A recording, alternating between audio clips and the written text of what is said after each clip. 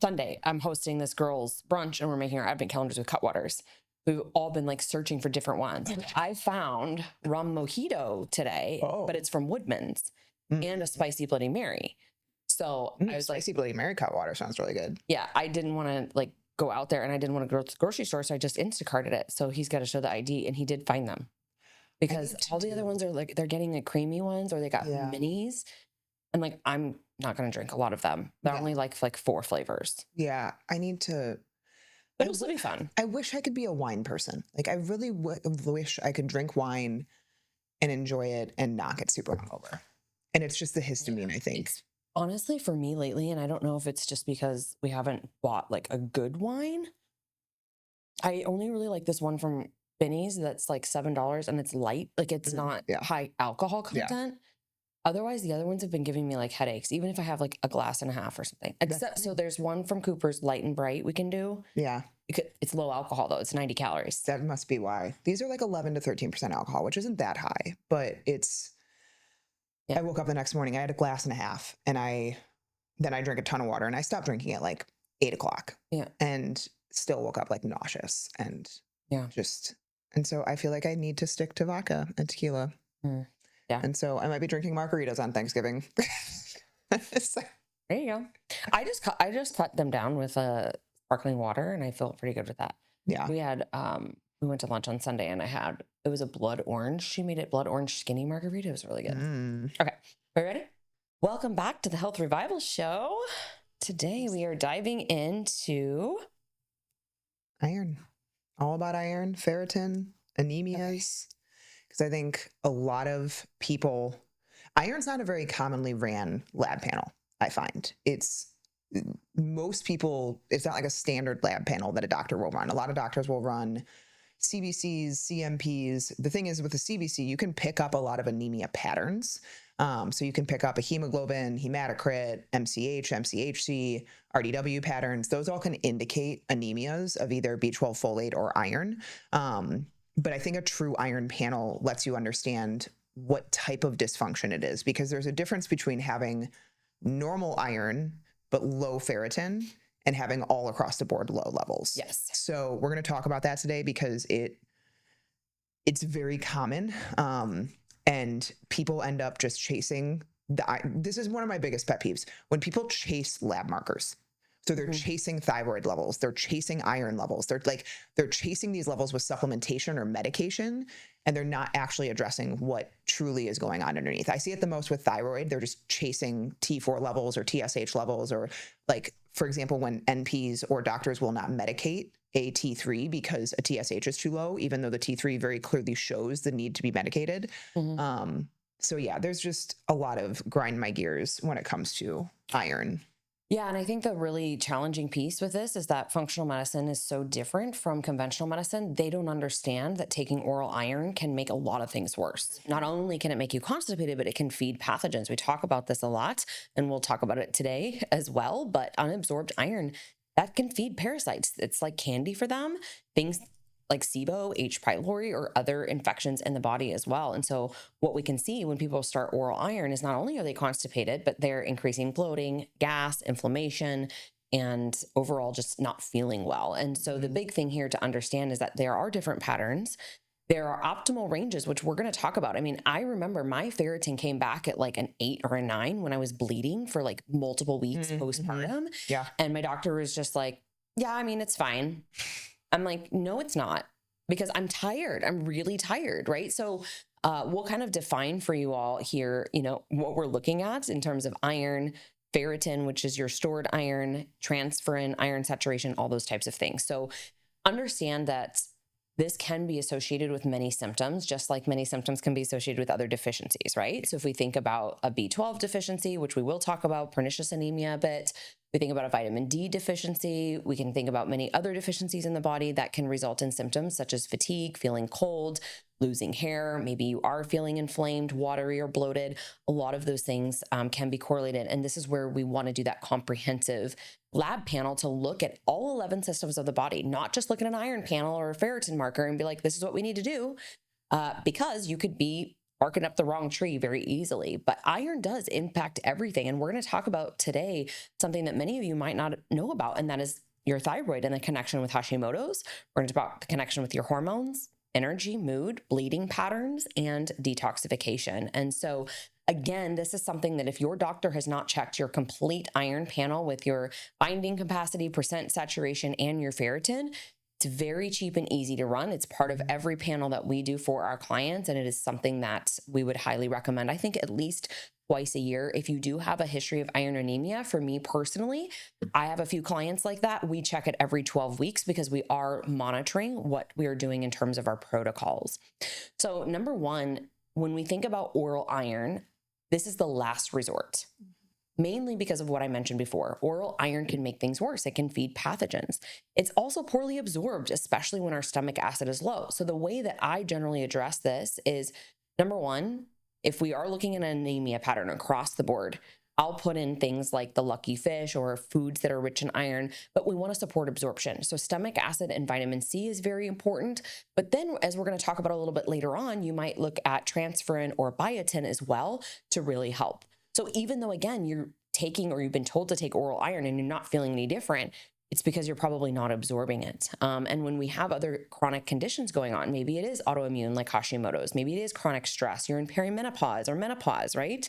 SIBO, H. pylori, postpartum, like it was for me, we can take oral iron, but it's probably not going to do us much good. And so I know that there's also an iron patch that if we were to recommend a true anemia case, iron, I would be doing the lucky iron fish and that iron patch while also supporting with like transferrin, biotin, stomach acid, and vitamin C. Yeah, I see some people come in that are on iron because they were told that they have an iron deficiency and their iron levels are actually like 190, which you don't want iron much above like 130. And so when you get iron levels really high, it can actually start to create more oxidative stress because free iron will actually build up.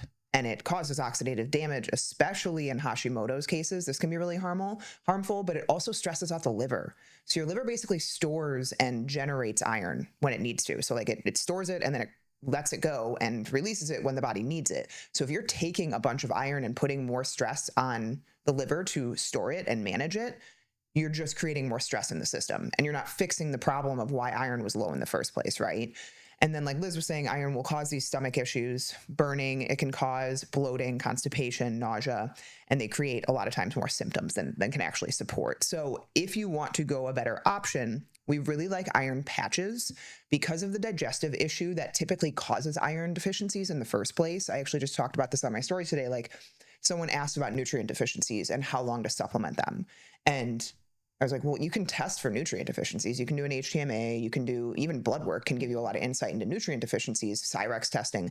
But the problem isn't the nutrient deficiency. The problem is why you're having the nutrient deficiency. Yeah. And so if you're going to supplement it orally, you might not even be absorbing a lot of those nutrients. And so that's where patches can actually be really helpful with iron. You can get these on Amazon. You just find iron patch and you take one a day and it can give you into the bloodstream, which is going to be a lot better absorbed and utilized by the body than via the gut. Lactoferrin is also very important here because it improves iron absorption. Biotin is a huge one. So biotin supports iron storage as ferritin. So this is for the people that have maybe normal iron levels. That's going to be around like an 80 to a 130 would be considered a normal iron level, but you have a low ferritin and it's been chronically low. This is because you are not basically getting the storage of iron into that cell. A lot of times that has to do with inflammation of the cell, oxidative stress around the cell, and then stomach acid support may be needed when you are taking iron to be able to absorb the iron. All right, if you're dealing with water retention, you're waking up puffy, your ankles or your wrists are really swollen, or you can't get your rings off, and maybe you're even dragging throughout the day, no matter how much water you drink, there's actually a good chance that you're not actually hydrating properly. Exactly, because water alone is not enough. You need electrolytes, you need sodium, potassium, magnesium, because those things actually pull water into your cells. Otherwise, you're basically just flushing it out and wondering why you're still tired, you're still bloated, and you're still sluggish. But here's the thing, most electrolyte supplements out there aren't helping you in any way because a lot of them contain things like natural flavors, food dyes, and maltodextrin, which can irritate your gut. And these things can also spike your blood sugar when you're trying to heal. That's why we both started using Buoy. It's super simple. There's trace minerals and electrolytes in liquid form. No flavors, no colors, no sugar, no sweeteners, and you squeeze it into whatever you are drinking: water, coffee, tea, smoothies, you name it. And it's clinically backed by science too. So studies have shown that Buoy helps you hydrate better, 64% better, in fact. And that's data coming from key blood and urinary markers, not just marketing fluff. And honestly, you can feel the difference. I've had many clients tell me their digestion's improved, they have less headaches, and they're better energy throughout the day. And Buoy isn't just for people that go to the gym all the time and sweat a bunch. They actually offer a 35% lifetime discount for anyone that's struggling with chronic illnesses. Things like POTS, Hashimoto's, Crohn's disease, chronic migraines, and every autoimmune condition. They're really committed to making better hydration accessible to people who need it most. I actually throw it in my coffee every morning because it's such an easy upgrade. You don't even taste it, but you're definitely going to notice if you miss it. If you're tired of playing hydration roulette and want something that actually supports your body, you've got to try Buoy. It's honestly one of the simplest ways to feel better faster. Yeah, one thing I wanted to call out here, and this is just a clinical pearl that we were talking about, even for those with hemochromatosis, I know that lactoferrin has been used, but also in menopause. So when we look at that, the lactoferrin is a multifunctional glycoprotein. So it enhances the absorption and transport while minimizing the oxidative stress and GI side effects that are often seen, again, with just more of the traditional iron supplements. And so when we think about menopause, levels naturally decline with age, particularly during this time where we are losing estrogen and progesterone. And because that estrogen isn't being produced, that is going to impact lactoferrin synthesis in the body because estrogen actually regulates it, which is really interesting. And so the decline in estrogen can contribute to a functional iron deficiency pattern where ferritin appears normal or even elevated, yet iron remains sequestered and unavailable for red blood cell production. So again, this is where you're going to look at a full pattern, you're going to blood count, those types of things, and then you're going to think about symptoms as well. So fatigue, low energy, anemia, again, despite adequate iron intake. Lactoferrin is also a very powerful anti-inflammatory and antioxidant. So that can help lower hepcidin levels, freeing up stored iron for the use in hemoglobin synthesis, while simultaneously reducing inflammation and protecting tissues from that oxidative damage.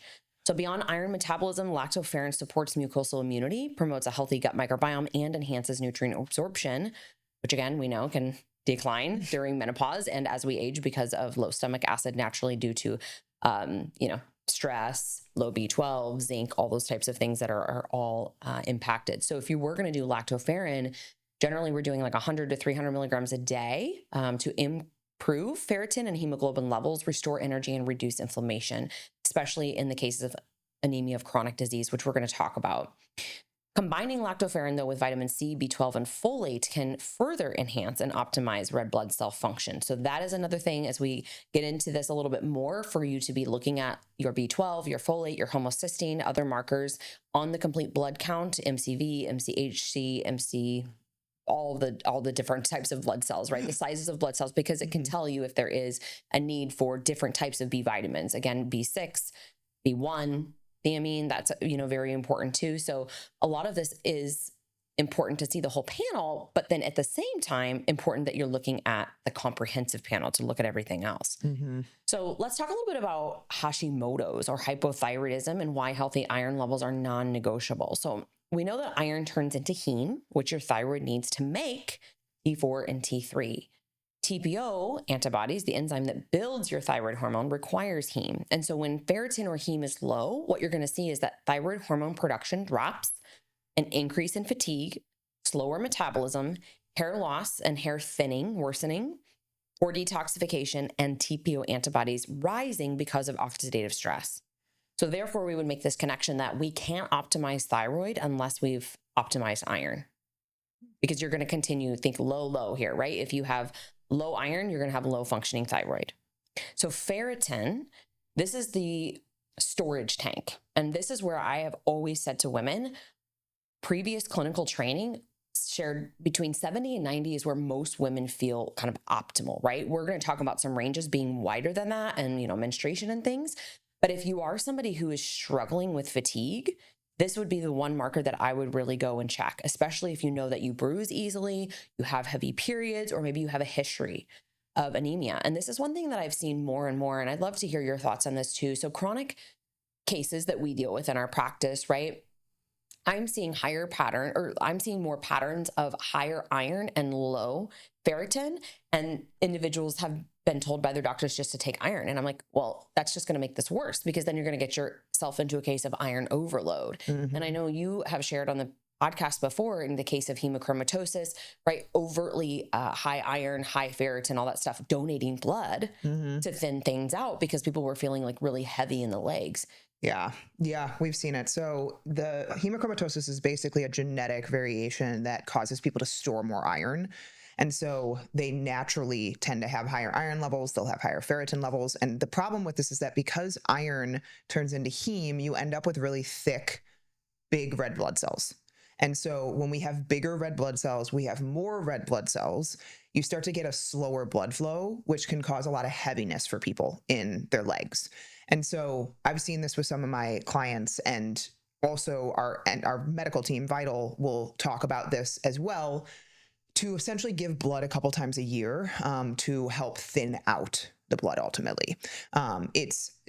You also need to avoid vitamin C in these cases, because vitamin C will cause a higher absorption of iron. And so if you know you have this, you hopefully have been informed of that, because vitamin C is such a common supplement and it's in a lot of different things, and it's in a lot of different drinks and foods and things of that nature. It's just something that you have to watch when you have this predisposition. But yeah, this is why testing iron is so important. And unfortunately, I've worked with a couple of cases where they've shown a very clear hemochromatosis pattern, and I was the first one to bring it to their attention, and they've gone to a hematologist with that information, and the hematologist was like, it's basically not bad enough for us to do anything. You have to come back when it's worse. And it's like, what kind of education or help is that? That's ridiculous. Especially if you're symptomatic. Especially if you're symptomatic. Like, she was having fatigue, which is very common with high iron levels. It can be common with high and low, because again, too low, you're having anemia. Think of it like this. Think of your blood flow being like really, really watery, right? That's not going to be able to carry nutrients very well through the body. So you're not going to have good circulation. You're not going to have good energy. But then if your blood's too thick, like syrup or like peanut butter wouldn't actually happen, but like think like syrup, that's when there's too many red blood cells. Your blood's not going to flow very well. It's going to put more pressure on your arteries. It's going to put more pressure on your system. You have headaches, you have migraines, you have high blood pressure, all of these things. So you want to be in the middle. Both of them will cause fatigue, because both of them are not allowing for proper circulation. And so we need to be checking these levels. It's why we run it on all of our lab panels. And it can change, because it can be reflective of like what you ate that week, right? I see iron change pretty frequently. I don't see ferritin change as much. So that's why you need to run all of them and make sure that you're putting it together with the rest of the panels, right? I don't act on just an iron panel. Is it also reflective in your hemoglobin, your hematocrit? Those are going to be more chronic, long-standing markers of iron deficiency. And so if I see all of those low, okay, now I can kind of trust this iron panel a little bit more and know that it's really reflecting what I want it to reflect. But if iron shows a little bit low and all of their other markers are fine, their hemoglobin's fine, I'm not going to be like, okay, we need to be on iron or we need to be on some type of supplement, right? So just something to consider when it comes to looking at the big picture of labs. And when you are menstruating, it can be hard to keep iron levels up, because especially if you're someone that bleeds a little bit more heavily, we need to look into, do we need to support estrogen detox more? Do we need to support inflammation? Do we need to support progesterone? Like, what is causing this really heavy bleeding? We've talked about it before on podcasts. You should not be bleeding through a large tampon in less than like 2 hours. The flow is too heavy. It's just too much. So indication of if that's you, we probably need to be acting on that. Yeah. Yeah. And so when we think about that, optimal range, as I mentioned before, 70 to 90 is where most people feel good, but especially for menstruating women, keeping it above a 60. And so below a 60, when we have low iron, low ferritin, you actually get to see heavier periods. So that, is a vicious cycle, obviously. When we're below 60, your body can't make enough thyroid hormone, as we talked about, grow healthy hair, maintain energy, repair our tissues, detox efficiently, and balance our hormones. So this, again, is where we have to look at the whole pattern and then say, okay, what would make the most sense for this person? Do I need to put biotin in? Do I need to put lactoferrin in? Do I need to put vitamin C and stomach acid support in? Or maybe all of those things, right? Do I need to increase based upon her diet foods that are rich in iron or other sources of iron that can really help naturally? Because we also want to make sure that we're supporting a healthy menstruation or menstrual cycle. And when we're thinking about heme in general and an iron in general, like this plays a big role with our blood vessel constriction, clotting regulation, right? And then when we are shedding that uterine lining, we want to make sure that we're in a good spot and we're not becoming like, I know a few of my clients, they become very tired and very fatigued right after because they've lost so much blood. And so historically they were taking iron during their period or shortly after, but it's like, all right, we can do other things rather than just trying to put a Band-Aid on it. We want to get to that root cause and really help resolve it for good. When we think about the shifts into, menopause, perimenopause, those hormones are fluctuating. We know things can be all over the place. And this is generally when we see iron deficiency start to really show up. In menopause specifically, obviously when your periods are stopping, but you've had years of depletion behind you, meaning years of low ferritin, low stomach acid, and poor absorption, it's not just like a reset automatically. You still have to go in and fix some work. We always say menopause is the great, oh man, what do we say? It's a great revealing or great softening. Yes, like great reveal. Yeah. It really is, because it's going to show you, it's really going to highlight things that have been off for so long and kind of under the hood. And listen, like we get it. It's frustrating.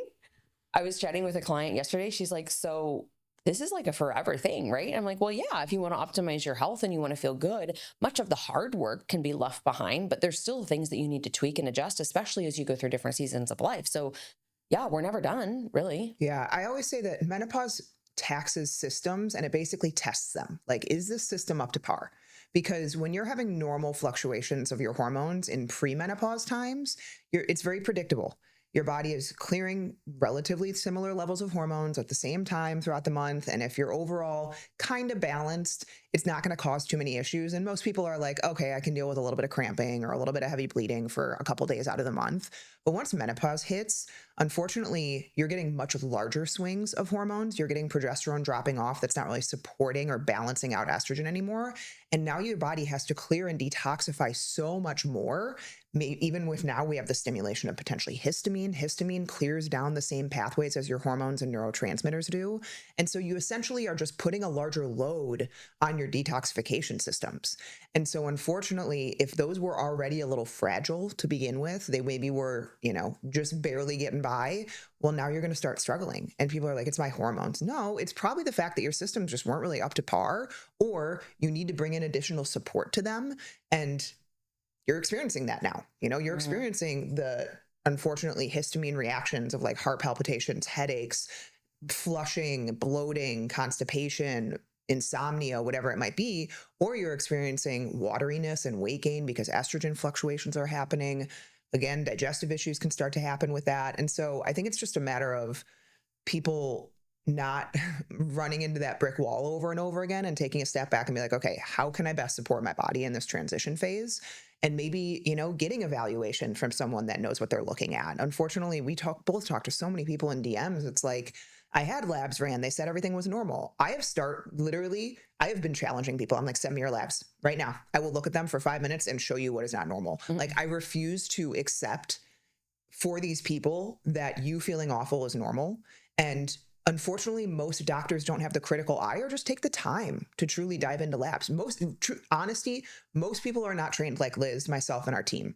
They just aren't. And so you're probably not going to see something because you don't know what to look for. Yeah. Yeah. I mean, it's like, we've just been talking about, like, on our stories, I know I shared my labs. Okay. There's like 5 markers that are marked high or low according to conventional medicine. But for me, I'm seeing a lot of things that I can continue to work on and optimize and improve. Mm-hmm.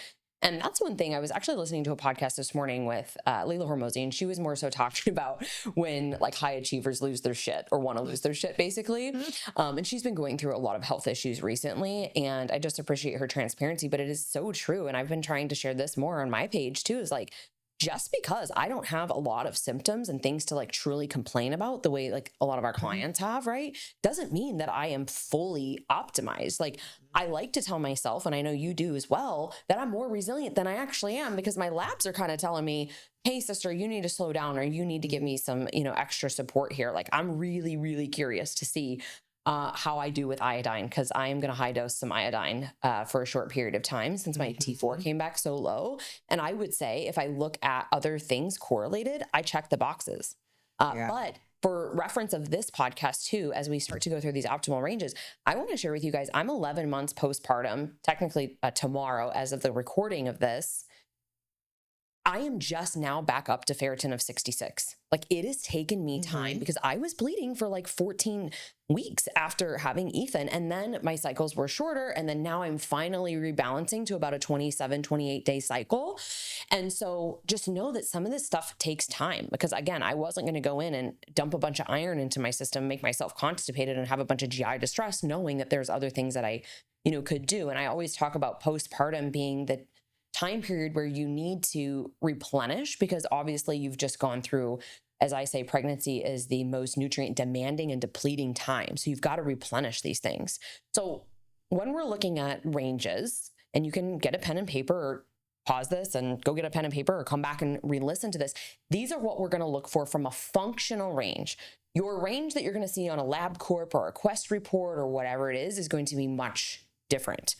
So these markers are really where we want to fall. So ferritin, the functional range is 50 to 150. Now, the caveat here, as we talked about, is it's hard to maintain it above 60 for menstruating females. The really optimal within this window is 70 to 90. And then just know that for men, because they don't bleed, they don't have menstruation or cycles, obviously, at least we hope. They weren't born that way, from what I know.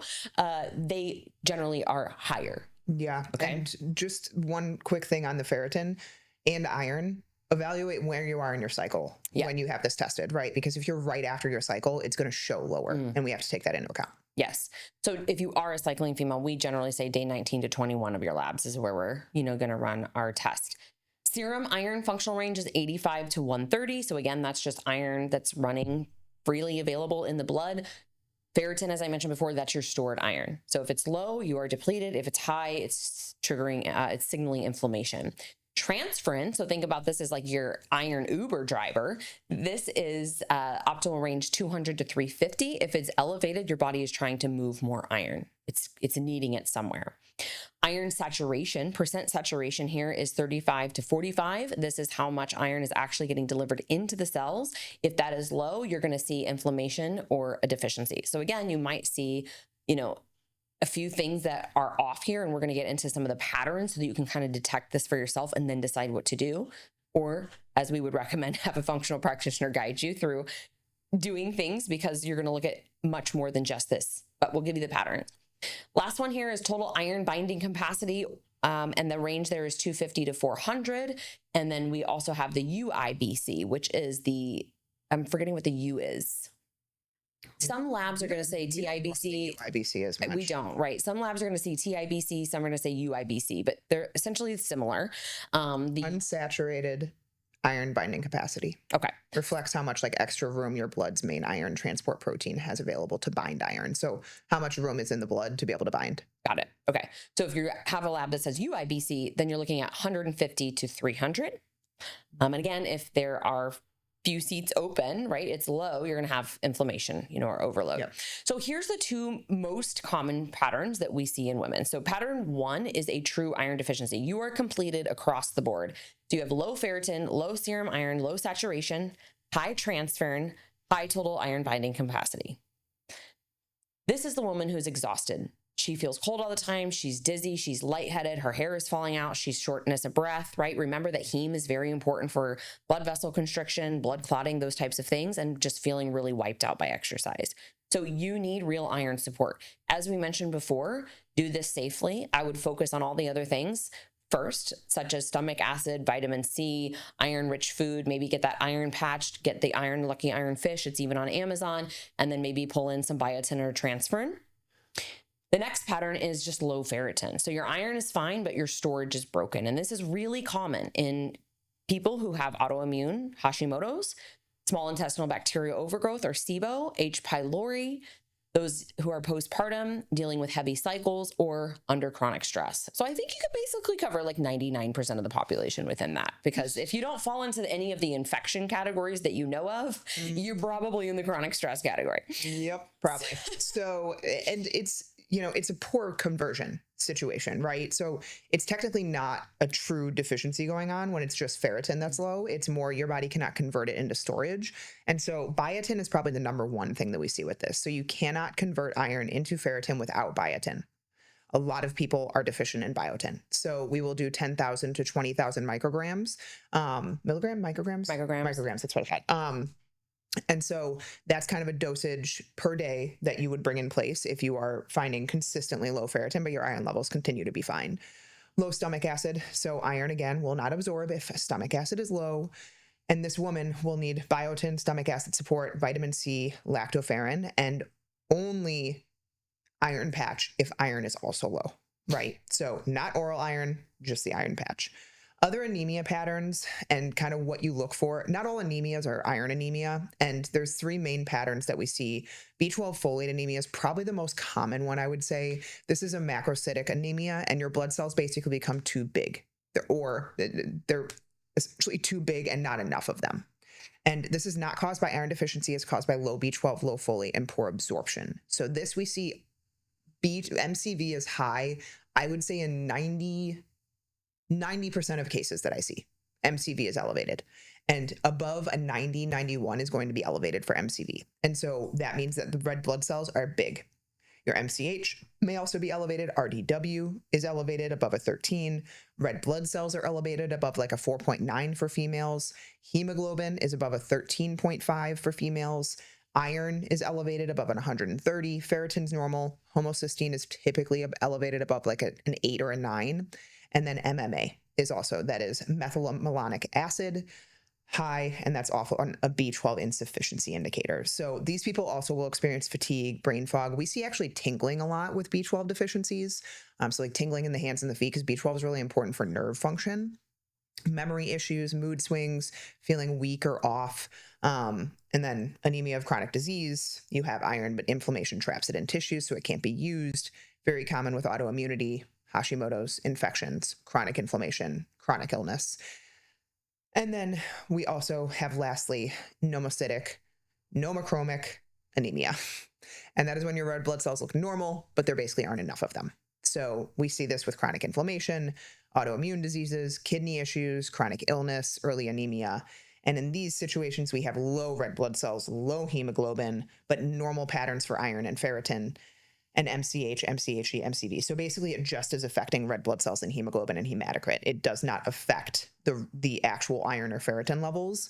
We see more like inflammation markers become elevated with this. So again, you gotta kind of know what you're looking for. You have to know how to read patterns. You have to know how to read the case, because blood work is separate from the case. You have to look at the entire person. You have to look at symptoms, what was going on at the time of testing. Like, blood work's a snapshot in time, and it can be affected by hydration from the day before. It can be affected by if you worked out really hard the day before. It can be affected by what you ate the night before and how stressed you are, like where you are in your cycle. There's so many things that can affect blood work. And so having the right eyes look at it is really important. Yeah. And then to give you a plan going forward and to reevaluate. I think that's a really big thing that I know you've had a lot of these conversations too. We're hearing more and more from people like, well, my doctor said everything was normal, so I put my labs into ChatGPT, which I don't advise that you do. I mean, research and identify things that you can do to improve your health, absolutely. But when it comes down to actually putting a protocol together, understand that there's so many nuances, right? Like if we're looking at certain patterns and trends, and then we're taking genetics into account, for example, like you can vary, let's just take B12, okay? You can stimulate someone with B12, methyl B12, and make them more anxious. They can get this tired and wired feeling. They can start struggling with sleep, right? They can have this anxiousness, racing heart and racing mind. So we have to look at the person in front of us, but also take into account other, things.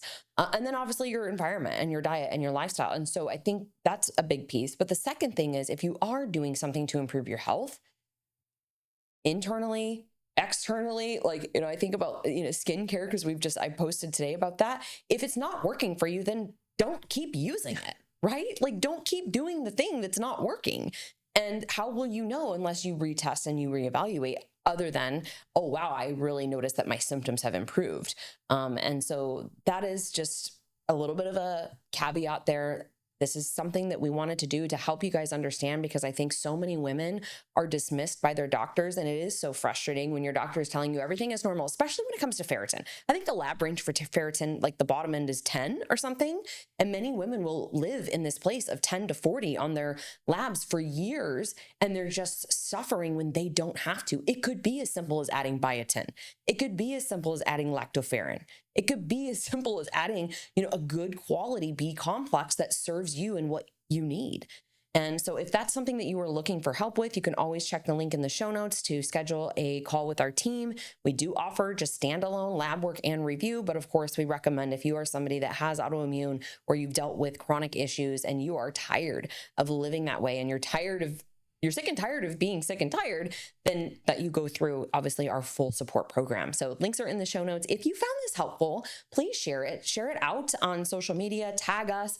By the time that this is aired, you will have seen a carousel, because it's going up this week, that I'm airing this around the complete iron anemia guide, so that you can visualize some of this stuff as well, because I have put some things into charts and then given you like next steps. If this, then that, right? A decision tree to help you start to maybe look for clues and things that you could do. I think obviously with biotin, it's very safe. It's very supportive in many ways. But again, this is not medical advice. This is for educational purposes only. So if you do choose to supplement something, please don't buy it from Amazon. Get a high quality supplement, maybe from Full Script. We have those links that you can use as well. You're welcome to get that 15% off. But just know that this is something that impacts so many women, and they don't realize it. If you have a friend struggling with fatigue, hair loss, all the things that we mentioned in this episode, please just copy it, share it over to her. It might be life-changing.